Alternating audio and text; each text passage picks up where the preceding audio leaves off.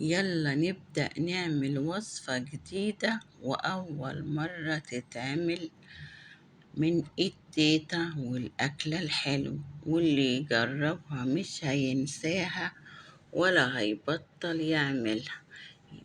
ايه رأيكم في الجمال والمنظر ده؟ وكل حاجة من البيت، ما اشتريناش حاجة ولا كلفنا حاجة، وعملنا تحلية ممتازة جدا.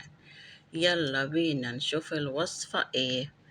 معانا 1/2 كيلو شعرية، هنحمرها على البوتاجاز زي ما بنحمرها للرز كده. ايه، 1/2 كيلو بالظبط. هنحمرها بالشكل ده بحتة زبدة ومعلقتين زيت.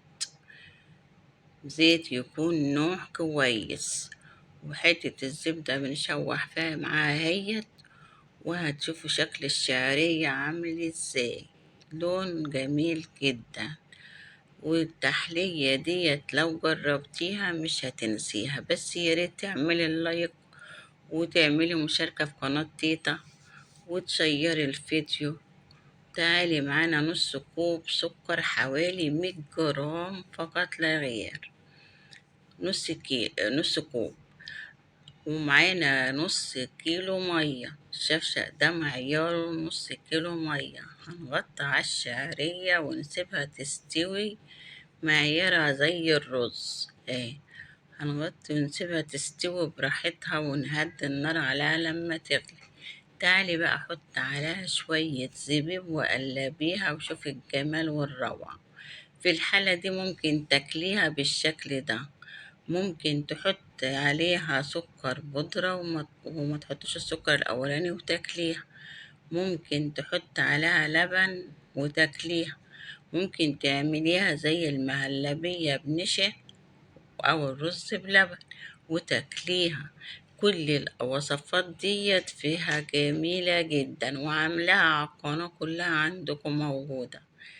الشعرية دي عاملاها كذا نوع بالشكل ده. النهاردة هنعملها بشكل جديد وبتحلية جديدة. بقول لكم شوفوا الشعرية نازلة عاملة ازاي، مفلفلة وجميلة. انا اكلت كمية لدرجة ما اتغديتش بجد من كتر ما كانت حلوة، وهي زي ما هي الوقت كده. كلت منها كتير جدا، بحبها وهي كده. وهي كده بس. تعالي بقى شوف الطريقة بتاعتها اللي هنعملها. عملنا الشكل ده كده. وجبنا 1/2 كيلو لبن، كوبايتين. هنحط عليه كيس كريم كراميل، ومش هنحط عليه نشا.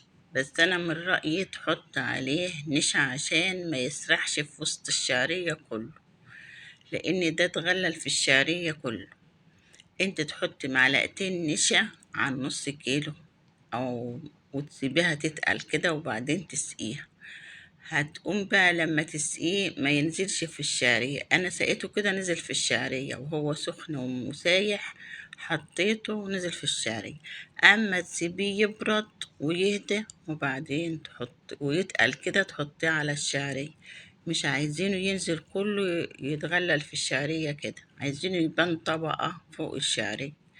عندنا كيس مانجا حتت كده حطيناه، عملناه مانجا بوريه كده من غير مية ولا حاجة. كل حطيناه ربع كوباية مية صغيرة كده عشان تشغل بس الكبة فيها. نعمت وخلتها حلوة قوي. جبنا معلقتين، كنت مثلا ممكن تحط كيس جيلي. دي معلقتين. آه، هقولك عليه معلقتين عمت حطيناهم جيلاتين، معلقتين جيلاتين حطيناه وضربناه عليه، راح متقله وهو بيتضرب. بسرعة على النبي تقله معاه. هنحط معاه بعد كده هنحطه على الطبقة اهيت من فوق. يعني انا كنت ممكن تحطي بقى الكريم كراميل وهو زي ما هو كده دلوقتي. انا قلت اما يسرح في الشعرية احسن. بس انا شايفة لو اتحط طبقة زي كده هيبقى احلى، هتبان بقى طبقة وكده. فحطينا بقى الطبقة اهيت المانجا البوريه بقت ما شاء الله طبقة حلوة أوي وطعمها حلو أوي عشان ما فيهاش نشا ولا حاجة. مع الجيلاتين بتديها طعم حلو أوي، وبتبقى تحس إنك بتاكلي حاجة طازة كده. تخيلوا الطبق ده كله من البيت من غير ما كلفنا أي حاجة ولا اشترينا حاجة. المانجا كانت بواقي من السنة اللي فاتت، والشعرية حبة شعرية من البيت حمرناها. وعندنا قسم طبق فيه برضو مانجا لسه اهو. هنعمل داير كده يدينا شكل للطبق من الشعرية اللي باقي. كلت منها كمية لدرجة ما خلتنيش اتغديت. بحبها لأنها كانت زمان بتتعمل دي في الأفراح بس زي ما هي كده دلوقتي، اللي هي بالزبيب والسكر وتتغرف في اطباق كده. وكانت دي حلو الأفراح الأول. كانش حد بيعمل في الأفراح أكتر من الشعرية أم سكر دي والحلويات اللي هي بلبن. وحطينا بقى كده الكنافة بالمنظر ده، شكلها حلو ازاي، مدت منظر حلو كده. هنحط بقى حتت المانجا فيها على الوسطانية كلها. دي كانت علبة مليانة مانجا قطع، هنحطها عليها من فوق. وبجد الفيديو حلو وبديل للكنافة، في منتهى الروعة وبسيطة ومش مكلفة. وصفة بمنتهى الجمال. وجربيها وقولي رأيك، وبجد ديلي لو جربتيها لأنها جميلة جدا، ممتازة وطعمها حكاية. اللهم صل على النبي. شوف الطبقة تحت شربت في بعضها وعاملة ازاي. بس أنا من رأيي تحط لها معلقة نشا وتخليها تبرد تتقل شوية لأجل ما تروحش كلها كده.